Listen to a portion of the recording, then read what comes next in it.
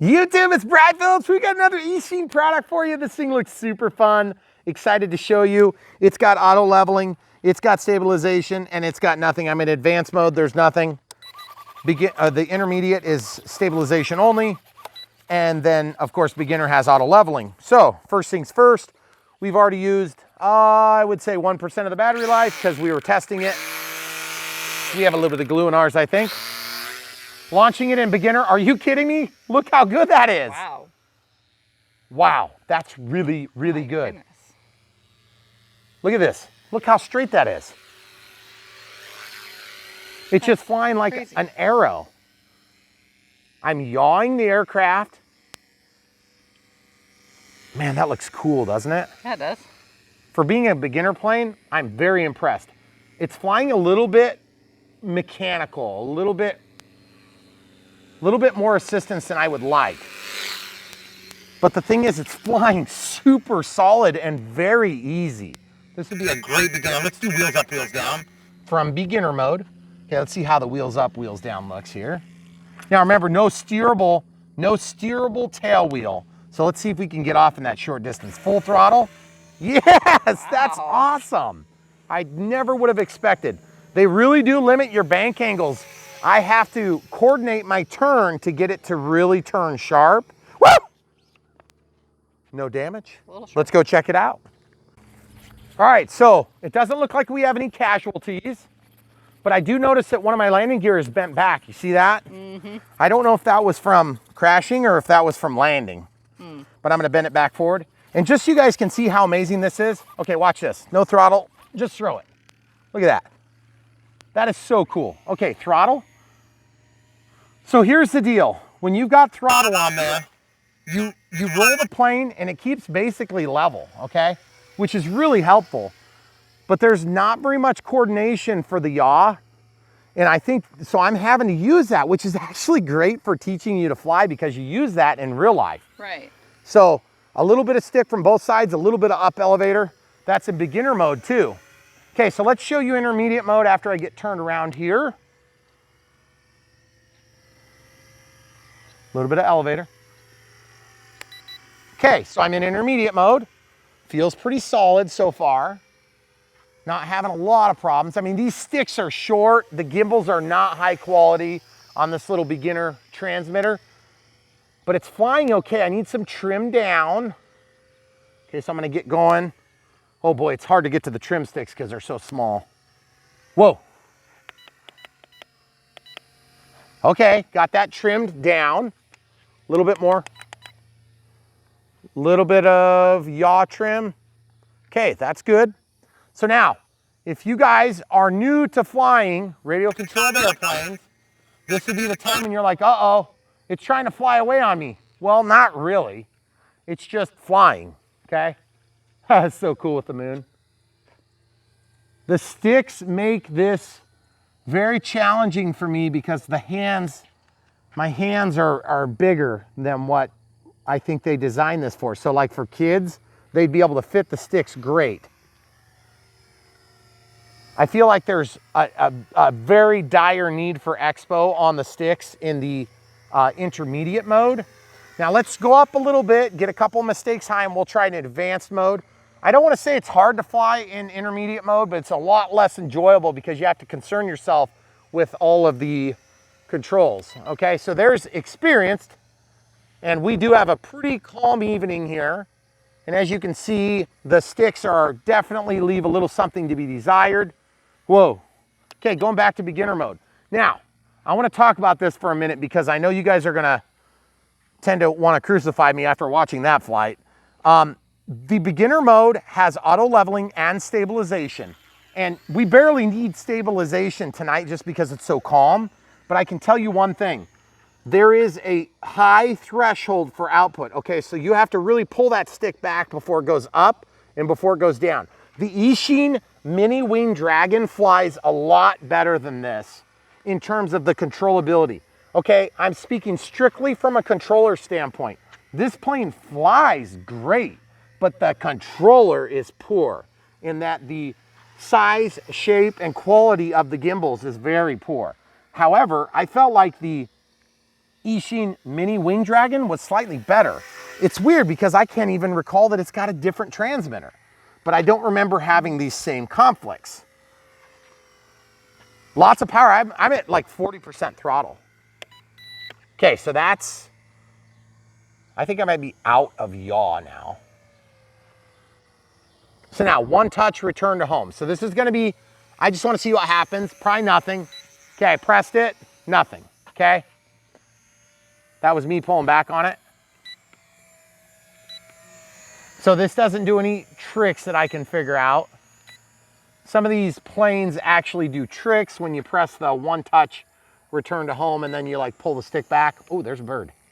Let's go say hi to the birds. Camera crew, how you doing on this one? I know I'm kind of out there. It's all right. I'm trying to zoom a little bit so they can see the plane. So I want to qualify some of my critical comments about this plane because I know that you guys are watching saying, it really doesn't look that bad on camera, Brian. Well, I know, but you're not the one flying the sticks, okay? So what I'm trying to tell you is that it actually seems like a very capable plane. I just feel like if you really want to get the most out of this plane, which is not untrue of most of the ready to flies, you almost need that. You almost need to have a jumper or a Radio Master or one of the Open TX products so that you can really get some better sticks on here, because I feel like this thing could do so much better if it just had a slightly better transmitter. I love the look of the plane. I love the shape of it. The scale lines are beautiful. I enjoy the fact that it's a tail dragger in a Cessna 150-ish sort of look. And I really like the way that the stickers look. It's high visibility. Look how nice and slow you can fly it too. It's actually quite good. It does tip stall if you're not careful. You gotta keep in the throttle, which is something we're not used to seeing, even in a beginner mode. We're not used to seeing planes that you could even get out from underneath itself. Beautiful little antennas. You did have to glue those in. I wasn't a big fan of the fact that you have to glue those, but everything else is screwed together, which is the important part. See that, guys? We're fearless on Brian Phillips RC so that you can learn whether or not you want to fly that close to your face. Just to give you an idea, this plane is quite good, but the controller is quite weak. Hope that makes sense. Mm-hmm. Now, do I like the way it flies? Absolutely. It's beautiful. It looks great. It can be made to do very standard maneuvers and look great doing it. But what I'm saying is that the threshold out of beginner mode from the center of the stick to where the output starts happening is quite huge. Huge, and I know huge. So what happens is you move the stick and nothing happens. You move the stick and nothing happens. You move the stick and then over control. And that's just the nature of inexpensive gimbals. So it could be completely resolved with a higher quality transmitter, and you would have an awesome flight experience. And this thing is dinky. It's so small. It's definitely sub 250 grams, so you don't have any flying authority issues, at least in the United States. We're at 90 grams, all up weight, 90 or 91 grams. That's with a 380 milliamp 1S pack. It's got a Molex connector on the end. I like to call them Losi connectors, even though that's not the correct name. I, in the past, called them Losi connectors. They're Molex connectors. So it's kind of like a flat connector. It's not the JST, PH, or any of those crappier ones. JST is too big for this type of connector. It's too heavy. So I like the Molex connectors. They're my preferable connection for an ultra micro plane. Unless, of course, you're able to go with a Spectrum, which is going to give you the ability to use an IC2, which is awesome, or an XT30 would be awesome, but it's a little bit too heavy again for this size class. Look how tight you can turn that thing. Woo! She about stalled on me there. So I'm really just trying to show just how well you can actually fly this thing, because you really can fly the thing. Okay, let's try a landing into the cat. Okay. Ready? Okay, so let's talk about this for a minute. It's not dead yet. It's actually flying just fine. Quality landing gear, quality auto leveling, not over controlled. My only issue on this plane, which is so weird, because I can't say that in the past I've had extreme measures of issue with the actual gimbals on these, except for when they're broken. Now, I can tell you this, look how good the auto leveling is, guys. I'm not even looking, okay? That is good. That's pretty crazy. And by the way, hand launching, no problem. This plane is super easy to hand launch. You just launch it with no throttle. Let's show you one with throttle. Okay. This thing lands, ooh, see the tip stall? I mean, it's also known as a stall. Okay, so let's try some other launch techniques. From the wing, giving it a little toss. Okay, so let's try an overhand toss. That was pretty good. Ooh, almost hit the cat. There is no yaw authority on the ground. So let's try wheels up. Have we done wheels up? Yeah, because you went that way. Well, let's right try off the again. grass. Watch out, cat. No. Miracle. That's pretty cool. I mean, wheels up, wheels down with no yaw authority on the ground. That's acceptable. I would like to see a little bit better. I was trying to get the tail wheel off the ground so I could use the rudder. Let's try that again. It's actually not horrible. But a lot of those little planes, they're terrible on the ground. There's no... Like even the Horizon ones sometimes have trouble, and they're considerably more expensive. Okay, so I'm gonna try to get the tail wheel to lift. Yes! Nice! Did you see that, how I had the one wheel on the ground? Yeah. That was pseudo purposeful. Pseudo. Really liking this plane. I just think the controller definitely leaves a little something to be desired. Now, could you overcome that as a new pilot? Yeah, I think so. You're gonna be able to have fun with it. And look how fast it goes. Okay, so this is where you can judge your wind questions, because you're gonna say, okay, can I fly it in wind of X miles an hour? Well, however fast the plane flies generally is what I recommend for wind handling. You know, so like if it flies 8 miles an hour, you could probably handle like, 5 to 8 miles an hour of wind. If it flies 15 miles an hour, you should be able to handle 15 miles an hour wind. But I wouldn't want to fly in 15 miles an hour if the plane only does 15. It's going to be kind of challenging. Now that being said, if you got a tornado out there and you fly this plane, it'd be really fun to watch, so film it. Beyond that, it's just one of those where unless you're yanking it against the edge of the input, oh, look, low voltage warning. So now we have gone to a lower voltage output, which slows the plane down. It does like to tip stall on the way down. Now, I can tell you why that's happening, because this plane is probably flying a little bit tail heavy. The funny thing is, on these planes, would you mind holding this? These planes don't really give you much room to move the battery forward and backward, which is the primary payload in this aircraft. So, yeah, so you can't even really get any further forward.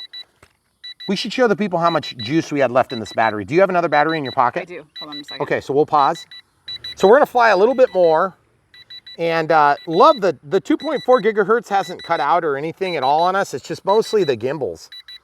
Okay, so we have this in the correct orientation, and we're just gonna try to slide that in. It's challenging to do with one hand like this. Okay, I'm gonna have to lay it down. That's annoying when it beeps like that.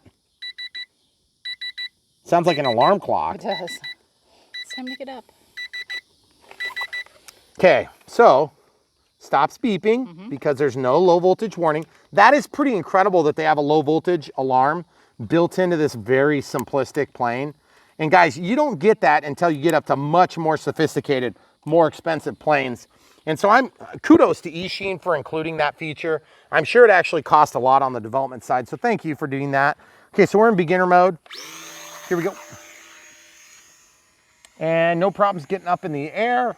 If those ailerons were outboard, I think you'd get even better authority. But I feel like the authority is pretty good. I'm going out of my way to not try to fly it super fast because I feel like this plane does great slow. And also as a beginner pilot, your tendency is going to be fly really fast, okay? But if you fly a plane fast, it should be pretty easy to keep it aloft, because planes need to fly fast to produce lift, a certain speed that is. So if you can ride the stall line and get skilled with that, that's gonna help you to learn to be a better pilot. Now, is this gonna be an everyday flyer for Brian Phillips on Brian Phillips RC? No, but do I like it? Yeah, it's fun. Is it gonna be the easiest beginner that we've ever flown? Probably not. I feel like it's commensurate to the 400 millimeter Warbird series, which is still one of my favorite beginner planes if you're talking about economy Chinese choices. Now, do they teach you to fly like a Horizon Hobby Sport Cub SUMX? That's where there's a big difference. I think less likely to teach you to fly because you're gonna be helped more on this plane, and you're also gonna be fighting the technical challenges of your transmitter. Now, can you throw that thing up and have a great time? Absolutely. And is it worth the money? I think so. I think it's a good plane.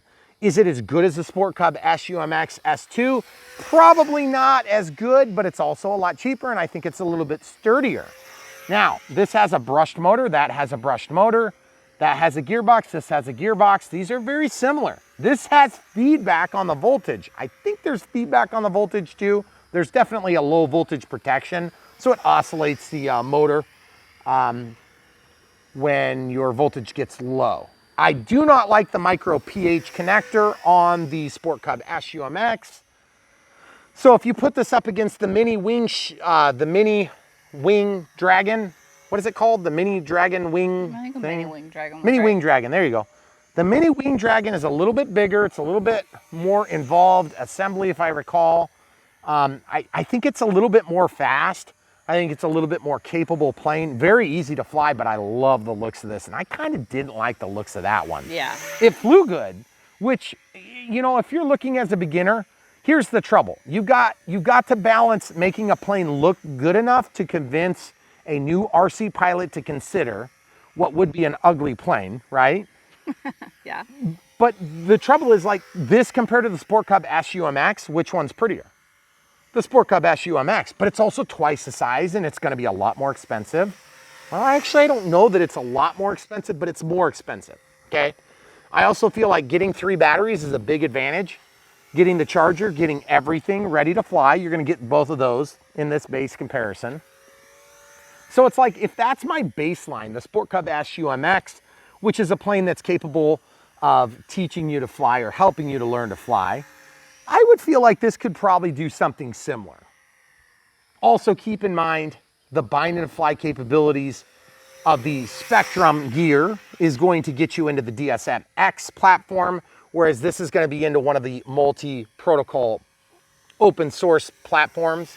So it's going to mean that you're stuck with Spectrum if you go with the Sport Cub, whereas with this you can use an open source. Now, what's the big drawback for open source? Open source, OpenTX, is challenging to learn, in my opinion, and it's a lot of workload for a new pilot. You're not gonna find many new pilots that have the skills to actually learn OpenTX.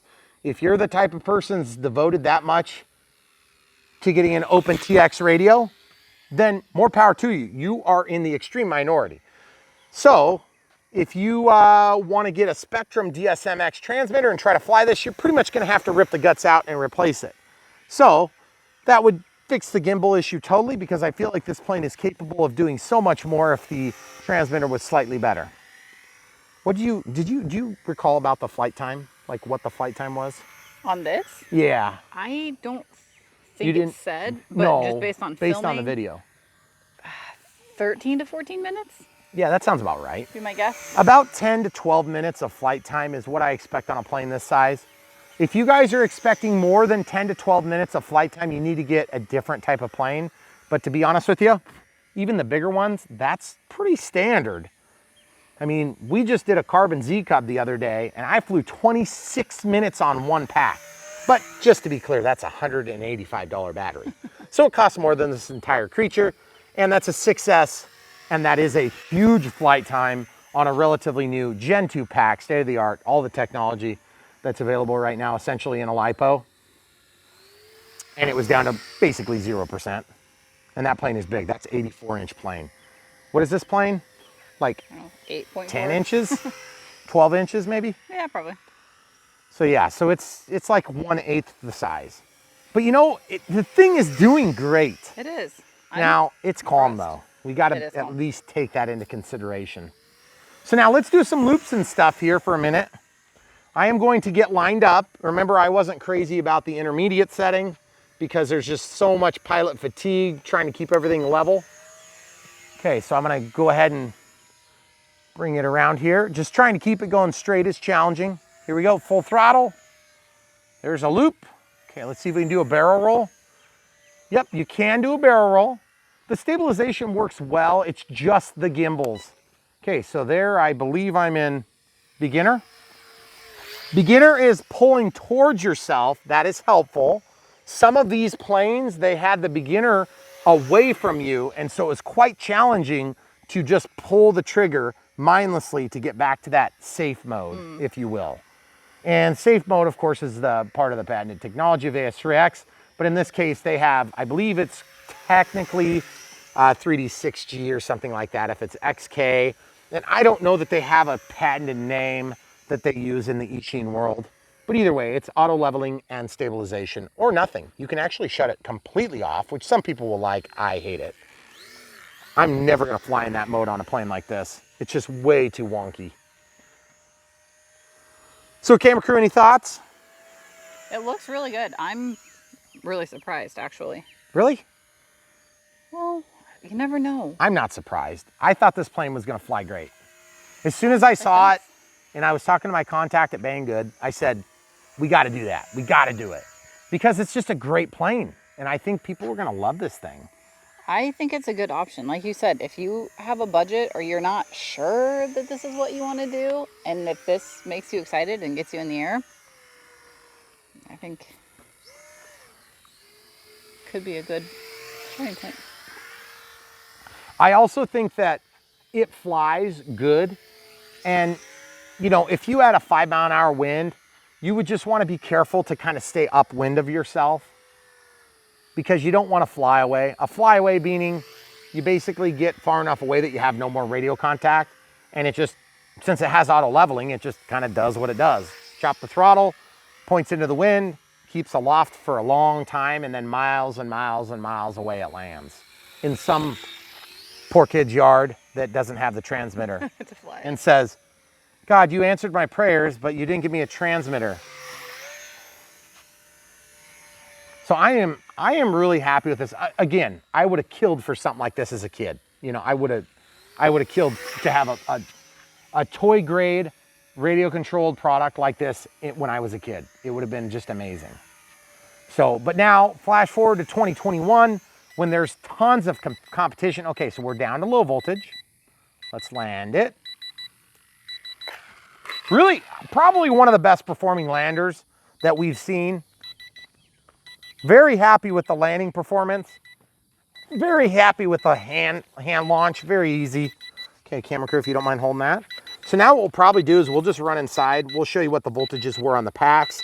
You can see the aileron is a single servo here. We go through the build next if you guys want to see that. We'll go ahead and show you guys what the voltages were on the packs. And then you can make up your own mind. They are a little bit toasty. So once you unplug the battery, if you shut this off, it'll stop making noise, which is really nice. So final thoughts on this before we go measure. Went together pretty easy, a little bit more assembly than I expected on a small plane like this. I love the scale details. The sprinter's kind of ugly, but other than that, and the fact that there's a big gap there, I don't like that. But other than that, the details on it are very good. There's good panel lines all the way down. They cover them up with this Eachine logo, but there's actually door panel lines and everything on there. And it's smooth. There's not a bunch of mold release on there. And then look, this is flexible. It's going to give you a lot of resilience. It does come with a spare prop. Ours came with 3 batteries. If you follow the links in the video description below, you can help support our channel, but just check that. You may not want 3 batteries. Maybe you've got like 10 other Eachine products and you only need like 1 battery, or you want none. I'm not sure if they offer none, but one way or another, there's some options there. Also, ours has the glue. That's why it's so noisy. That little chunk of glue, that black stuff, we kind of cleaned that out with an X-Acto knife, and it feels smooth now. Still a little bit of noise, but not a big deal. I'm not super worried about it. The gearbox is nice. It's super robust. Looks strong there, you can see that. That's gonna be one of the few things that you might break on a plane like this. The servos are super light. I think they're 3-gram servos based on what I saw on there. There's 2 servos that are on board here. And then there's 1 servo that's up here that does the aileron. Super easy. By the way, we had a battery that was stuck in the tail boom of our airplane. Look how squishy this is back here. That's good for durability in terms of if you crash, but it's actually got stiffness this way. Look at that. So it squishes here, but it's stiff here, which keeps your control surfaces true. Love the scale lines here. Love the bracing here. This is true carbon fiber. That's really nice. You don't see that typically on planes of this cost price point. And there is a power switch here, so don't forget your power switch. If you forget to turn that on, of course, it's not going to work, so it might be a little bit confusing. Like, why is the thing not turning on? A lot of these planes don't have the power switch, so just be aware of it. Landing gear, they were pointed all the way forward on mine. I bent them to make them look a little bit better. That was just a matter of putting my thumb here and bending. It's very, very easy to bend, very easy to correct. Mine were also extremely toe in, like, you know, like 45 degrees on both sides. So that's too much. It's not going to work. You do want a little bit toe in is better than toe out on an airplane, generally speaking, but something like this is still like a lot. Okay. The landing gear are not super strong, but the landings were probably the best part of this plane in terms of outstanding performance compared to its peers. Also, I love the way the control surfaces were set up. They're very low resistance, so you don't have any issues. We had only a little teeny bit of mechanical trim on the rudder, so you can see that in the build video. Overall, really happy with the plane. I think it's a good product. Eachine does good work. XK does good work. Some of the other Chinese brands don't do as good a work. So I feel like when you get it in the brand of Eachine, you're typically going to get good stuff. And by the way, you may have figured this out. You can usually get an Eachine in an XK and then in some other competitive brands. My thought is, if you like the video and you want to support us, buy it from the links below. If you can get it for a lot cheaper, I don't know. I don't even know what the prices are because they change a lot. But the thing is, if you're watching this in 5 years and you want to help support us, that's one way you can do it. Also, we have a Patreon set up and we have a PayPal if you don't like monthly support, because Patreon is monthly. Also, one quick thing, because we just set this up, so we want to bring it up. If you guys are watching for the first time and finding out that we just got a Patreon set, we are specifically saying that there's no benefits for the tiers, because if we add benefits, then that means that you have to pay sales tax on it, which means that your support goes less far, and obviously Patreon takes their cut. And so whatever you're supporting, it just disappears. It goes to nothing. So we just want you to be aware of that. And that's the way we're playing it for now. Things might change in the future, but for now, that's the way we're doing it. And you'll be helping to bridge the gap from where we are now and where we'd like to be if you're supporting us on Patreon. But we still firmly believe the best way that you can support us would be to just buy the products that you love on this channel that you're otherwise going to buy anyway. It gives us support. We get a small commission, and then you guys are happy. We're happy. We're helping. We're able to be supported in that, and you guys have no special financial outlay. But for those of you who are, and there's already a lot of you that are supporting us on Patreon, we're privileged and honored to be serving you in that way, and we're really touched that you guys are all helping to support us in that way. So guys, come back for more. We're gonna pause, run inside, show you what type of voltages we have left on the 2 packs that we flew, and we'll indicate which one's which. Of course, keep in mind the first one has had a chance to cool down a little bit. I don't think we're gonna have much recovery on the LiPo, but there could be a very small amount. So we'll come right back. Good. Okay, so this is the one that I was holding out there, so is our second flight. So our second flight, we're just gonna plug it into the Spectrum microcharger because it shows the voltage here. So we'll plug it in there and, oh shoot, does it? I know that it's capable of doing it, but I'm not sure if it actually does without starting it. So I want to make sure that we have feedback and we don't start it and then have the voltage jump up. So we'll try it with this. Okay, so negative here. Yeah, there, we can just use that. So it says we're at 3.83. That's pretty good. So it's basically going to give you a warning when you get to the correct voltage for storage. Okay. 3.83, that's pretty amazing. So flight times, you know, figure on 10, 12 minutes. I don't feel like I was pushing it as hard as some of you guys might, especially new pilots. You're gonna tend to have the throttle out pretty much full. But in terms of, now let's see what this one says.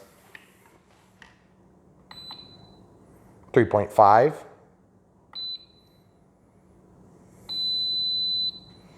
So 3.5 is not 3.8. So These things, I have learned a trick, okay? They are one of the greatest little tools that you can get for like $5 or $6 or $10. We do have links to them. But I'm just gonna warn you, if you get them, do not make any bets because these things do falsely report voltage, especially if you have a buddy named Esteban that likes to plug in his 6S packs backward. Because I don't know, there's something that happens inside of here when you plug these in backward. They don't come to life, but I know that something's getting damaged. Because there's a few that I have that do that and they'll give you false reports. They're good enough to kind of get the job done, or if you crash the plane, you can hear beep, beep, beep when the battery lowers down. But you can see this one's gonna report, I bet, the same way too. Yep, 3.48. Okay, so that makes, that's actually probably a more appropriate place for a low voltage warning to start. So without further ado, guys, I would say this Eachine product is good. I like it. Do I like the Eachine product as much as the Warbird series? That's the $10,000 question. By the way, I did replace this wheel off of a Night Vapor. So that would have a big ugly wheel like this, but I kind of like the looks of that, so I switched it. Do I like this better than this? This is 400 millimeters, by the way. Okay, similar price point. This has a pop-off prop, which is a big deal for beginners. This is an Eachine product too, okay? They have the T28, they have the F4U Corsair, they also have a P51, and then they have an F22. The F22 flies totally different. It's not even hardly in the same size class, but they claim it's part of the 400 millimeter Warbird series, but I would not put it there. They also have an F16, I think, too. But again, totally different flying, not the same experience. The F4U Corsair, the T28 like this, and the P51 all fly excellently. You can see the cats like to chew on these. That's very frustrating for me. But if you have cats, they also ate one of my Night Vapors. They killed it. So I took the Night Vapor and put it into this thing. So that was pretty cool. That was a lot of work though. I would not recommend doing that. But that being said, I really like this plane. I like it. And just to give you an idea, this Cessna 182 was another off-brand, this is a non-Eachine / XK product. And guess what? It came with the wrong type of radio. And so we never actually reviewed it. And the only time I ever used it was when I took out the guts from my Night Vapor that the cats had eaten. So just to give you an idea of size class comparison, this was ready to fly out of the box, and it actually did. This was ready to fly, and it didn't. And by the way, I made it look a little prettier with some landing gear upgrades and things like this. So very happy with the Eachine product. Eachine products usually stand on their own 2 feet. They do a really good job. The assembly went pretty smooth. So if you stick around, you can see what we put into this. I would say it was probably about like a 15-minute build. And if you weren't filming it, you know, you could do it a lot quicker. Also the decals, I think the decals look good, but you can actually take them off again. The foam is very resilient, so you can peel those off if you decide you don't like them, and you can save a little bit of weight. You're probably like 87 grams, I bet, if you peel off the decals. And that's with these big heavy tires. Some of the best tires we've seen, tires and wheels, they're hard, but they do spin free, which is something we're not used to seeing on this size class. So normally we get little foam tires like this that are quite light, but they're just so weak, they don't really work well, and you just kind of like whatever. Yeah. You touch down and it just kind of goes wherever. And that is true. That is true for these two, okay? So same thing. The F4U Corsair and the P51 are both tail draggers, so they're very squirrely. And in fact, the P51 had clearance when you lift up the tail, but the F4U Corsair hits the ground. So you have to be aware of it. These landing gear were very sophisticated. They actually worked, and they're stiff enough to actually do wheels up, wheels down, but no steering, so it's kind of lame-o in my opinion. All right, guys, that's all you get for tonight. We really appreciate you sticking around. These Eachine products are super fun. Definitely check them out in the video description below. And if you want more action you will have. It's coming right up. We'll do the build, unbox, and radio setup. There isn't much radio setup involved. You pretty much just turn it on. But there is a ton coming. We have so many new releases that are coming in the next about 4 weeks. So we hope that you will be staying tuned. If you haven't already subscribed, please do so. We are here to support new pilots, pilots that are coming back, and then pilots, of course, that are just in the midst of this addiction. And we want to get as many of you addicted to this hobby like we are. And also, we're going to help you spend your RC bucks and make them go as far as possible and the most bang for your buck. We are in the same boat. We want to help you guys to really enjoy the hobby. So please do come back, like and subscribe. If you haven't already, click the bell for notifications, because like I said, there's tons coming. So thanks for watching, and stay tuned. We're going to do the unbox next. YouTube, it's Brad Phillips. We got something new and exciting. It's a garbage bag. We haven't done one of those for a while. Into the AM. Check them out. Links in the video description below. Oh yeah, it's an Eachine. Oh. Look at this fancy dance right here. We have been really happy with Eachine products. They've worked out really well. This is a fun one. Simple, high wing design, 4-channel, ready to fly. Means it comes with everything you need to get in the air, which is really exciting. If you guys are into something fun, easy, quick, this is the way to go. Eachine will get you taken care of on that. It's got some decals in here, user's manual. I'm sure that's a huge waste of time. And we got some decals. Never underestimate the decals on these Chinese ready to flies. They might actually hold the plane together, so be careful. Okay, looks like we have unmarked linkages there that need to be attached to the, what would be looking like an inboard flap. Normally your aileron would be out here, but these are where the flaps are. But since this thing is very small and simple, everything is inside here, so we're gonna have to land those two. It's one servo that actuates the aileron left and aileron right. Similar to the Mini Wing Dragon, which is an Eachine product. No steerable tail wheel. So that means that you have to get up in the air to have the rudder actually do the work that you need. And you do have to install the tail section, no big deal. Comes in a small box, it's well packed. Nice looking tires, a little bit heavy though. Let me show the people that. We've got a prop, got some antennas and some screws. It's gonna take a few minutes to put this together, and we have a charger with a single connector for a 1S plug with the big flat pins. And then this is a Zin, can you read that please? No. Okay, that's what I thought. And then of course we got the transmitter. The transmitter is gonna take some wires, or it's gonna take some batteries on, off. Yes, those do pop off sometimes, but there's a switch underneath. Advanced mode, middle, and beginner. Okay, then the return home, which basically turns it around 180 degrees. There's a screw to keep you safe so you don't choke on the batteries. And we have the horizontal stabilizer, carbon fiber reinforced. That's pretty good. Something you don't see on many of the cheap Chinese ready to flies. Couple of carbon fiber wing struts. That's pretty sweet. And then it looks like the vertical stabilizer. Pinch hinge, very thin, but you can't have a thick one on these because then you wouldn't be able to actuate it. Looks like screws together, all of it, 100% screws together. That's pretty good. Okay, so everything would technically be able to go back in the box if you don't mind assembling it every time. So we're probably not gonna do that. We're just gonna put it together and get it up in the air. So the first things first, there's probably batteries somewhere in this plane.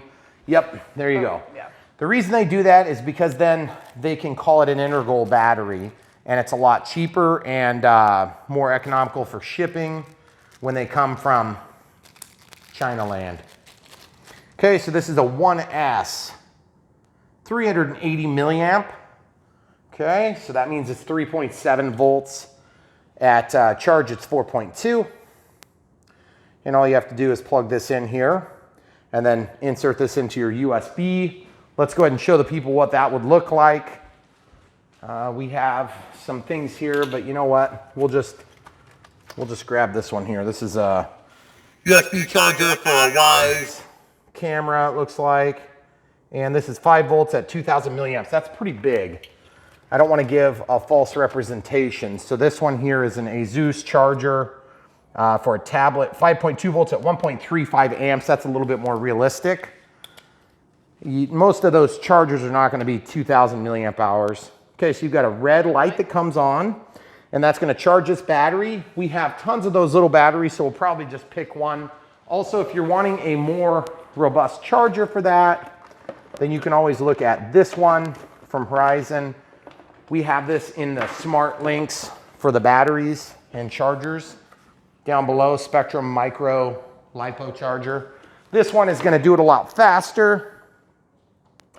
This is obviously not included. You would set that into the Molex connector, set the battery type to LiPo, click, and then scroll in 0.38 amps, 0.38 amps, which is 380 milliamps, and then press and hold to start. And then that charges at 1S. Okay, so we're at 3.78, so we got feedback now. This charger would probably take somewhere between a half an hour and 45 minutes to charge that thing to full charge in my best estimation, but it all depends on how much you run it down before you fly. So then in the back of this thing, there is a provided Chinese screwdriver, so it's gonna be exceptionally small. You gotta watch out for that. Oh boy. I think I see it down there somewhere. Are you gonna pause while I find that camera? We successfully got that back, so that's no big deal. Okay, we got a little dinky screwdriver, that's nice. Okay, there is a power switch. It's in the off condition right now. The on condition is towards you there. And then there's a plug in there. You can see the back side of the controller board and then an antenna, so be careful you don't break your antenna. I'm gonna take and try to pull this out. Or excuse me, that's not an antenna. That looks like maybe a servo lead or something. Maybe it's an LED, not sure. There's your antenna right there. Comes off the multi-purpose board. All right, so the instructions are probably gonna be fairly useless, but let's go ahead and dig into those. And the camera crew is gonna start looking through those pages while I start getting the pieces together and figure out what we have to work with. There is a Phillips screwdriver needed to open the back of this. And if you can use this screwdriver for a prolonged amount of time, you're gonna have some carpal tunnel, almost certainly. It is extremely small. I would highly recommend having a better screwdriver to make this easier. It does require 4 AA's. Mine came with a second battery in here. Okay, so they hide these batteries in creative places so that they can ship them to you without paying special duties and taxes and things, I'm assuming. So it doesn't really have step by step, but it just kind of shows we should at least know how many screws we're gonna need. And they do tell you what hole they want on the control horns. Really? Well, usually there's only one right hole. Interesting. 4.1 volts on that one. It was more charged than the other one. It was. So not sure why they did that, but I'll take it. There's a lot of different screws, so that'll be fun. Yeah, how about we do this? Let's put all the screws on this paper and take a look at the differences. I think there's like 2 different styles. See, those have the smaller panhead style, and it looks to be that there's 5 of them. Are you gonna get that camera close enough so they can see on the other side of the screen? Okay, yeah, looks like these are all the same, so it looks like a total of 7 of those. Then this is a backer, presumably for the antenna piece. And I only see 1 of those though. Did you see another one by chance? No. Well, I wonder, oh, wait, do we even need those? Maybe we only need 1. Well, anyway, we're gonna find that out here in a minute. Maybe it's just 1 spare. Hey. Yep. So we need to get some AA's. We're gonna get those and come right back. So we have an EP5030 prop, by the way. That is a spare prop. There's already 1 installed. I was kind of looking through the instructions, realized there's already 1 installed. Okay, so coming back, we're gonna put these AA's in, 1.5 volts. There's a negative and a positive. The negative goes down toward the spring, and there's 4 of them.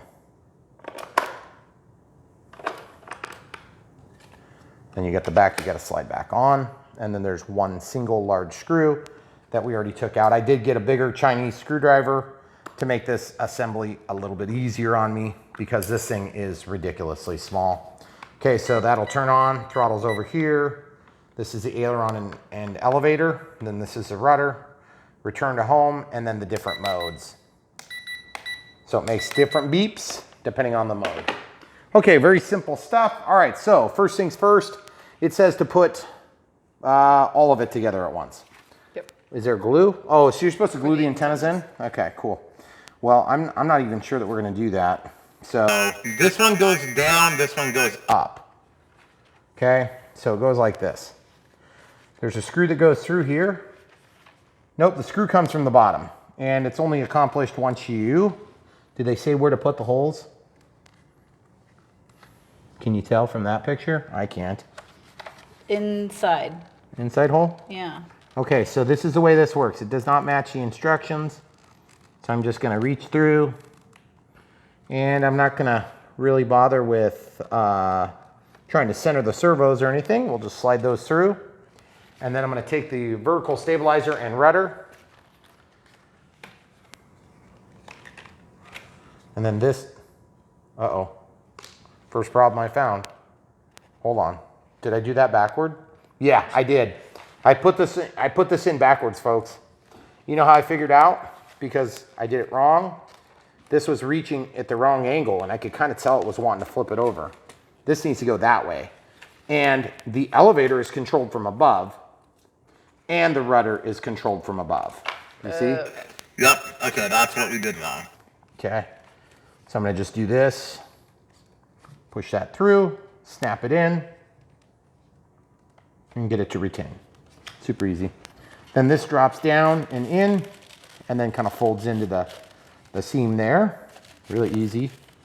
This is pretty soft, but it's like a rubbery, I believe it's EPO. It looks good, the finish is nice on it. So, but it's very light, so that's always a good sign.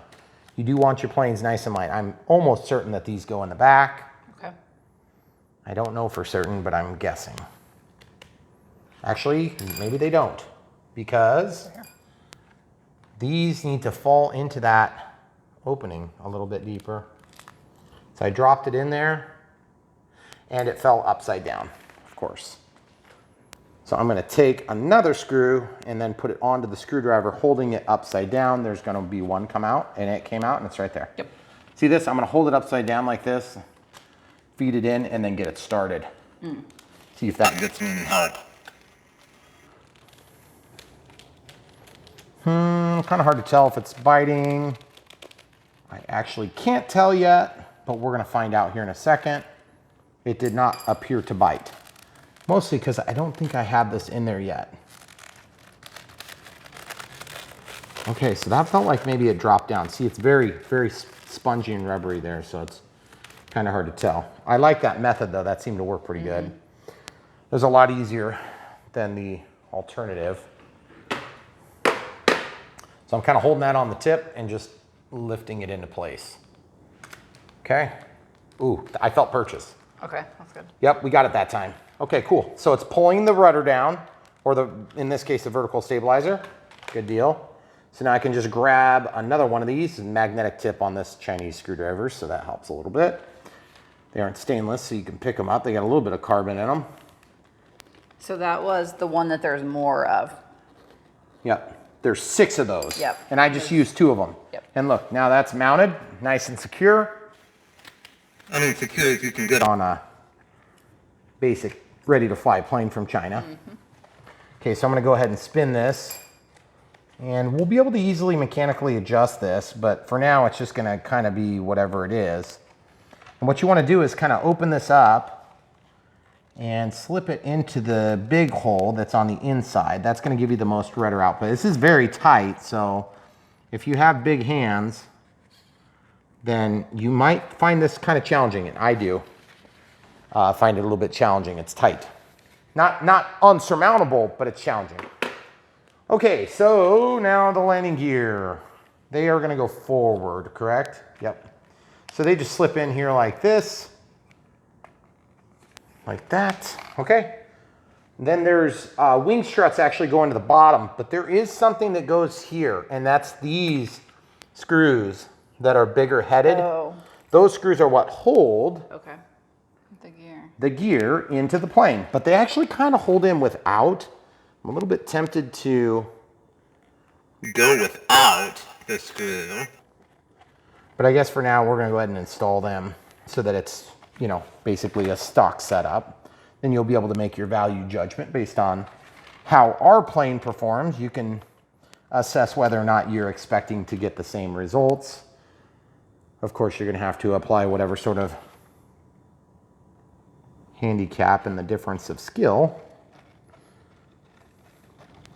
So if you're a lot better pilot than I am, you have to keep that in mind. Okay, so these are toe in big time, which is actually not necessarily good. You don't want it that aggressive. That's toe in, toe out would be the other way. So we'll have to play with that a little bit. It'll probably kind of keep the plane tracking straight. And after a couple of rough landings, it's not going to matter anyway. And my guess is this thing's going to rough land. All right, so the antennas are supposed to be glued in here. So I guess we could probably just, let's get some China glue for that. I'm surprised they don't provide glue. Typically on a ready to fly like this, they're pretty good about providing glue if they call for it. Well, it also says no glue required on the box. Well, you don't have to put these things on No either. antenna. You don't have to put these things on. Okay, so if you don't know what China glue is also known as mucilage. It is a thing. Mucilage can be purchased at Hobby King, but we also have links for foam to foam, which is in our regular video description. And you can buy that. The foam to foam is thinner and it lasts a lot longer, but the mucilage is more tacky and immediately useful. But once you open it, and the tube from mucilage from Hobby King is like this, or like half that size. So it's about 4 times this big, or about like 15 times this big. And it's cheap, it's like maybe 10 bucks, but then you have to pay shipping every time.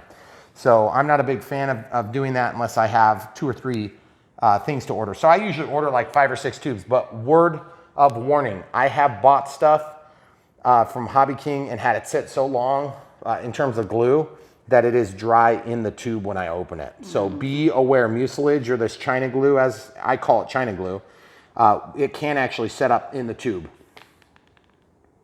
The good stuff doesn't, but their stuff does. So this has an aluminum case. It seems to hold on to it a little bit better.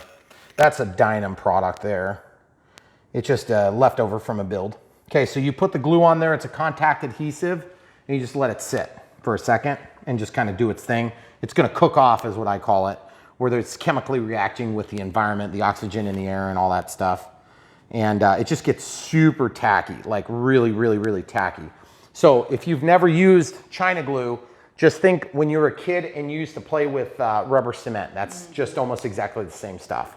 So we're gonna let that set for a second. Now, in the meantime, we gotta get these things attached. That's gonna be a real pain in the neck, I bet.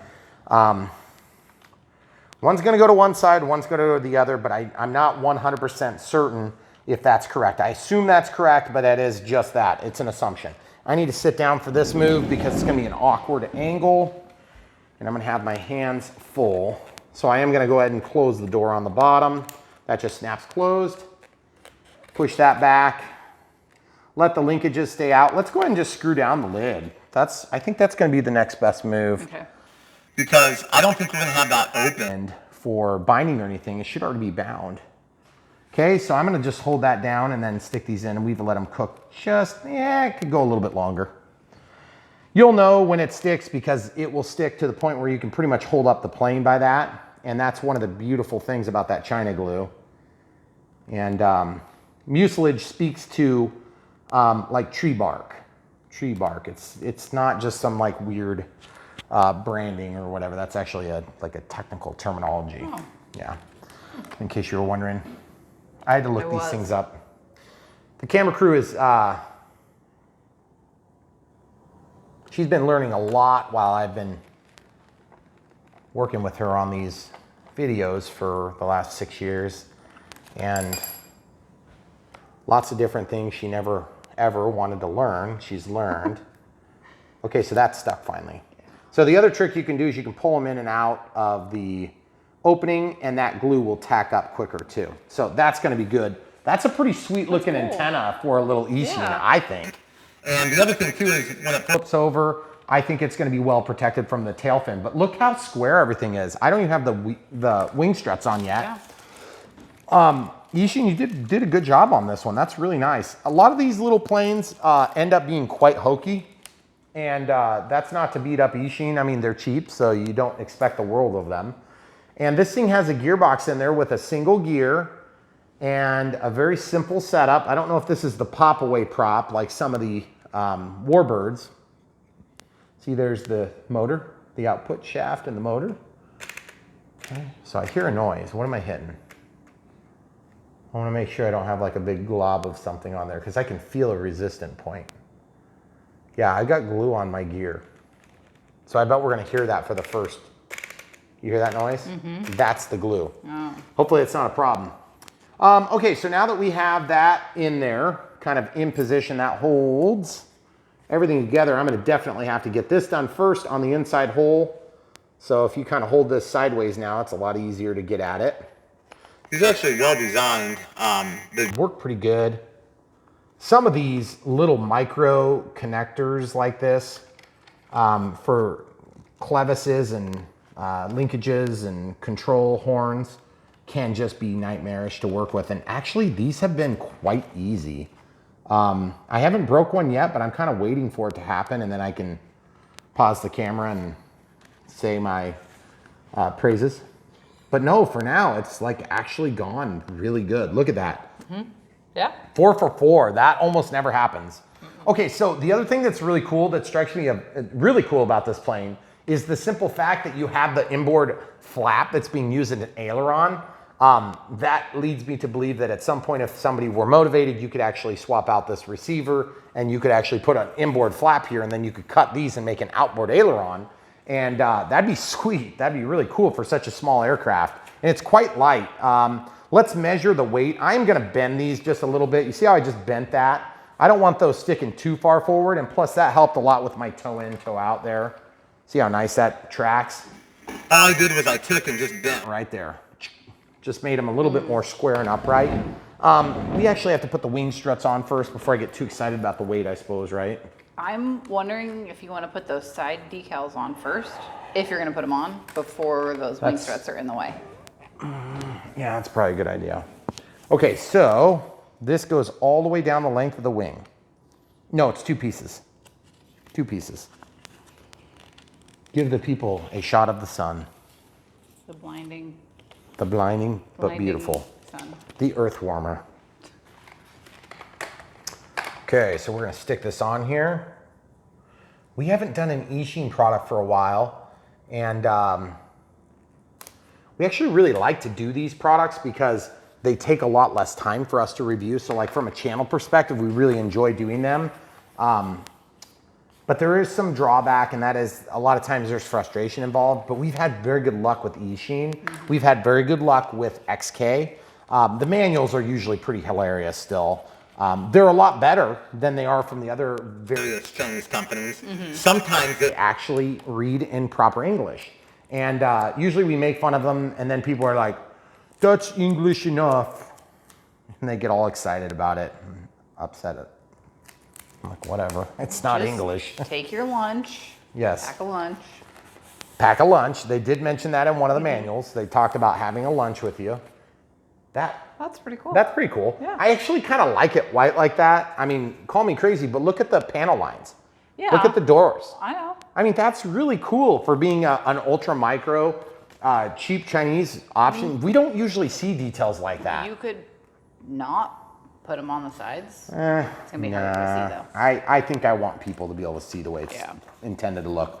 It doesn't say on here, does it? Does the box show It by probably chance? does to me to grab the box. Yeah, why don't we pause and do that real quick? Okay, so this one goes on the side, and we were just looking at the box as a reference, as you can see. Then these ones go up onto the rudder. It's not necessarily obvious on this plane. Some planes, you know, the liveries are really, really obvious where everything goes. But these were just kind of like strange markings. I kind of like the way it looks actually with the white plane, but I kind of like the way the decals look too. I think I picked the wrong side there though. Yeah, see that goes like this. That's cool. I like the orange. The orange is all right. It's different. It is definitely different. We don't see a lot of orange on these airplanes. Well, that's not true. We do. We see the Navy liveries. Yeah. So you get like the T-28 and things like this. EC 1500. I feel like a lot of these that are smaller are just, they tend to be like blue. Blue or white. Yeah. So the orange. Or black. Yeah. Yeah, we've seen a lot of different little Eachine / XK style planes. But you know, it's funny because we know a lot of you guys are going to have, you know, budget limits, And whether it's, you know, a monthly budget or you're working really hard to try to get into the hobby, but it's too expensive to go out and buy an 80 millimeter EDF, we understand that's a reality for a lot of people. And so we don't want you to think that the hobby is insurmountable if you don't have as big a budget. I mean, you have to spend some money to do it, but the thing is, you don't have to spend as much money as you see us burning through on this channel to enjoy the hobby. In fact, it's probably a little bit more enjoyable if you don't spend as much, because then you have more time to spend it, to spend with each of the aircraft. That's one thing that has come True a little bit as we've gotten more in depth into the hobby, is that intimate time you get with these airplanes, you know, you just don't have near as much time with them. These side ones are a little bit tricky to put on. So what I did was I lined up that front edge so that I make sure I'm not sticking the whole thing down, and then I get back here and I hit this tail portion first. Then I can come back here and reposition it how it needs to be. And then I kind of wrap it up and under like that. I don't know if that helped you guys out at all. It's pretty easy to pull the decal off if you don't get it exactly well lined up. So anyway, part of the reason we bring these small planes to you too is because we know that there's always somebody that's getting into the hobby. And so if this is what it takes for you to get excited about it, I mean, obviously we want you to get even better planes. That's what we want. But you know, if this is what you can afford now and this is what gets you excited about it, by all means. Or maybe you're buying your grandkids some gifts or your kids some gifts, and you don't want to spend 500 bucks a kid. That's insane. Even if you have a lot of money to spend. But you know, if you buy a few of these, it's still cut down to bucks, you know, it's a lot of money. but if you want to get them flying, this would be a fun way to start doing it. Okay, so I have some Eachine stickers here that are white on white. Oh. I wonder where they expected we'd put those. Kind of strange. Because they're already in the Right. logo. But like, where did they expect? Oh, good. Chinese hair. Look, that's always weird. Great. Yeah, we get those a lot on the white Throw those models. away. Yeah, I usually throw them away. I wonder if, like, in the original, they didn't have The Eachine yeah on or the something. yellow? Because where would you put it? I'm not sure. It's see not it gonna anywhere. not gonna show up. I don't want to add the weight, so I guess we'll have that if we need it. So let's talk about weight for a minute. We do have a kitchen scale here set up, but we're not quite ready because we got to put the struts on, the wing struts. Now these wing struts should be pretty straightforward. Yeah, there's one side that goes like this, and then one side that kind of scoops. I assume the scoop is up here, but I could be wrong, obviously. Oh yeah, I actually was lucky on that. I got it right. See, this scoop goes like that, and then that goes up there. See? Yeah, so I got lucky. First crack. It's like you've done this before. I haven't. I want this one. I have not done this before. Not this plane. We've done a few more like it. And that's the other thing too, is this screw feels like it's pretty long, like it's gonna protrude through the top of the wing. And I have my middle finger behind it and it didn't go through. I thought for sure it was gonna make it through. We need to probably hang on to that just in case we find out what it is. It's one of these clips that go behind, and you know, just in case you lose one, I guess. I don't know. It's kind of a strange extra to give you. Because we didn't put any of those on. No, we didn't have to actually put those on. Okay, so that's a really nice fit. Look at that. Look how clean that is. Ooh, I did notice something that was a screw up on our part. You see how that plastic is pulled up? I have to back this screw off. See what happened?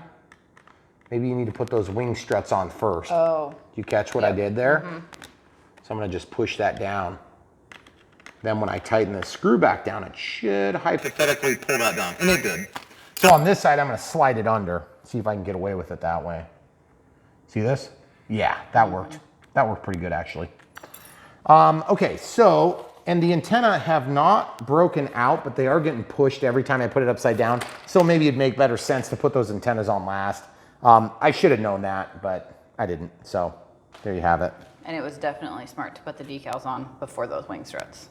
The side ones, at least. Yeah, the camera crew was right. You ever get tired of being right? Nope. That better be worth some points later. So, all right. So this one needs to be over here, and these are active. They are actually doing something. They're holding out the wings into a slight dihedral, which is good for a beginner plane. This more than likely has an auto leveling configuration, so we're gonna show you that here in a second. It's nice and calm outside, so it's a great time to do this. Obviously, when you get a small plane like this, there's gonna be some limitations on its performance, so you'll wanna pick a good time To take it up for its maiden flight. the first flight. And if you're new to flying radio-controlled airplanes, there are simulators and things like this that will allow you to practice some, kind of get your hand-eye coordination right. But the general gist is, this is off, this is off. Be careful with this stick, that's the throttle. So when you move that up, it's gonna start spinning, it can cut you, so be careful. Okay, also lipos, be careful with lipos, charge them on a hard surface if you can. If you don't have a hard surface like this granite countertop, get a few cookie sheets or something like that, lay it on there, make sure everything is safe. If you ever see a lipo that gets puffy and rounded out, that is dangerous. You wanna get rid of it, and don't put a puffed lipo in the garbage. You might burn your garbage can or catch the garbage truck on fire. You gotta be careful with those. There's safe disposal methods for those. So anyway, getting back to the controls, throttle up, throttle down. This is yaw left and right, so that runs your rudder, okay? So when you do this, it's gonna go like that. When you do that, it's gonna go like this. When you push this way, that's gonna roll the plane with the ailerons. And then when you pull back, it's gonna make the elevator go up, and it's gonna go up. And when you let go, The plane should automatically level in beginner mode with that stick all the way towards you. In middle, I'm not sure what middle does. And then on advanced, you're going to be allowed to flip it upside down and do loops and rolls and all that good stuff. So let's talk about the weight for a minute.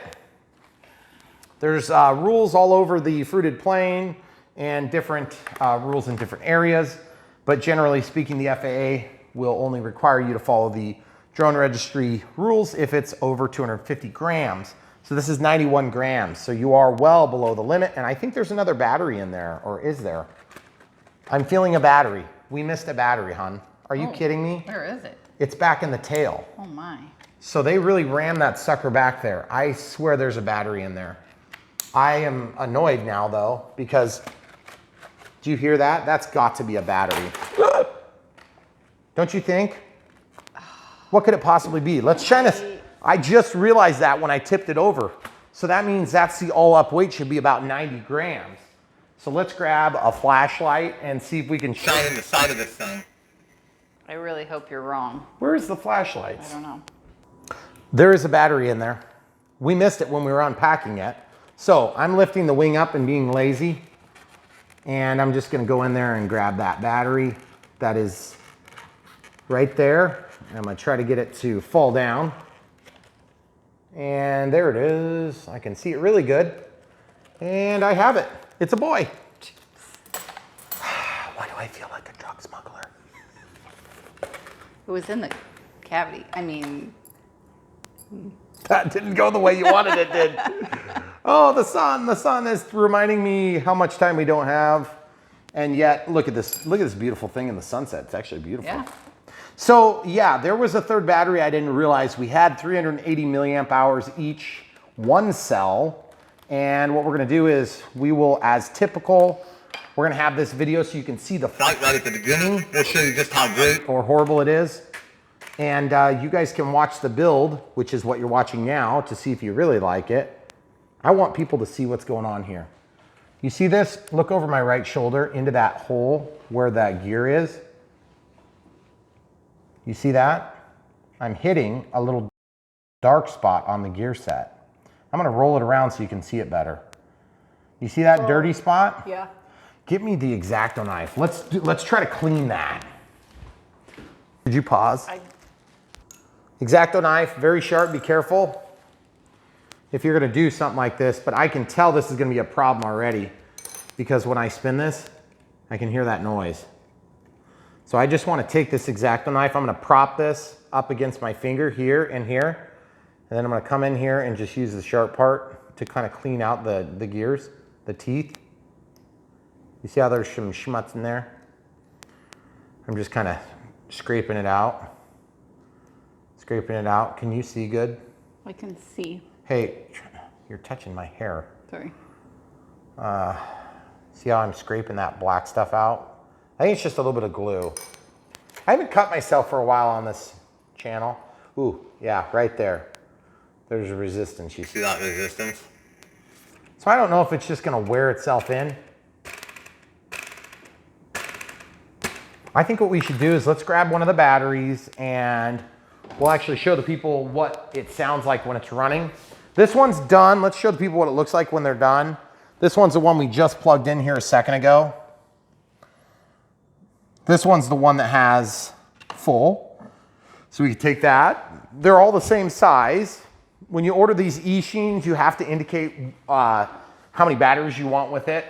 But basically there's links in the video description and you can buy them there and then they'll support us a little bit with some commissions here and there. So if you want to support the channel, that's one of the easiest ways is just look down below. You follow the link and then you have to pick, you know, if sometimes they have like a mode 1, mode 2. Mode 2 means throttle, rudder, ailerons, and elevator, and then mode 1 is another direction. You can look on Google and it'll tell you all about that. But sometimes you have to indicate which one you want. So be real careful. If you're used to mode 2, that's a big deal. If you're used to mode 1, that's a big deal. You don't want, there are some where you can switch. I don't know if this one will be able to switch. I would highly doubt it. Okay, so typically this goes on first. Also, there's sometimes buttons there. I don't feel any. Okay. So red to red, black to black. So it goes toward me. And then the battery needs to be slipped up in there and then closed. And then there's an on off switch. So I usually set these level and I'm going to brace for something horrible to happen, which it didn't. That's always good. See how this is stuck on one side? Okay. See how that's good? See how these roll when I move it? Or are you going to show from over here? Over here. When I move the stick to the right, it rolls to the right like this. When I roll to the left, it rolls to the left. When I pull back, it goes up.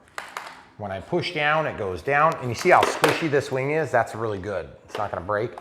But you see how far over this is? That's going to be terrible. We need to fix that. So we're going to fix that right now. So you want those to be generally straight when you kind of take off for the first time. Otherwise, you're not going to have enough trim to fix that. It's just going to want to crash.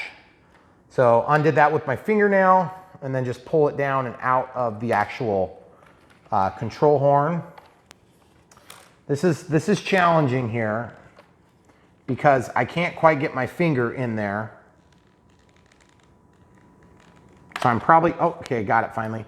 So now what you do is you can just take this and screw it out.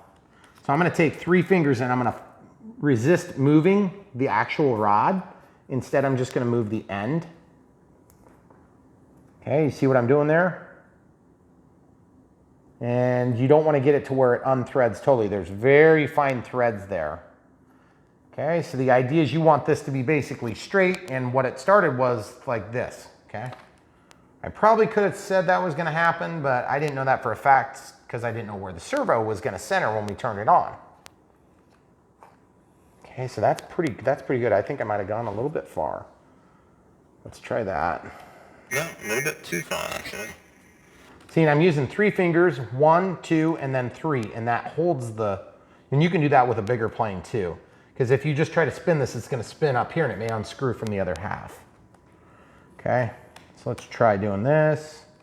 Now you can have it a little teeny bit off, but you know, like even that, I can fix that easy. So I'm going to go in another 1 turn, and then let's see how we look. See, that looks pretty close. So you want that to be totally straight. I think I need to go half a turn more.